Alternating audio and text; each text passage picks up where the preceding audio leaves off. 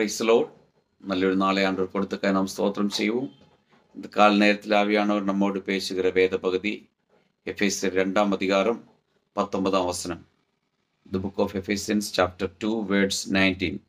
ஆகையால் நீங்கள் இனி அந்நியரும் பரதேசிகளுமாய் இராமல் பரிசுத்தவான்களோட ஒரே நகரத்தாரும் தேவனுடைய வீட்டாருமாயிருக்கும். Praise the Lord.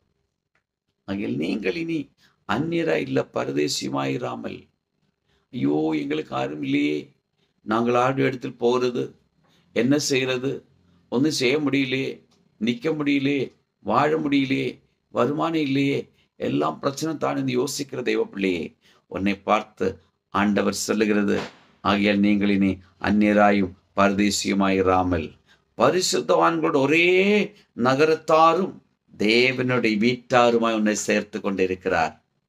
அந்த இயேசுவின் கரங்களில் நம்மளை நம்ம ஒப்பு கொடுப்போமா? விசுவாசத்தோடு இந்த வசனத்தை தியானிச்ச அமை காத்திருங்க, கர்த்தர் அற்புதங்களை செய்வார். நல்ல ஆண்டவரை நன்றி செலுத்துகிறோம். இந்த கால நேரத்தில் என்ன கேட்கிற ஒவ்வொரு பிள்ளைகளையும் இந்த வசனத்தின்படி பிதா குமாரன் பரிசுத்தாவின் நாமத்தில் ஆசீர்வதிச்சு வைக்கிறோம். இயேசுவின் நாமத்தில் பிதாவே, ஆமென்.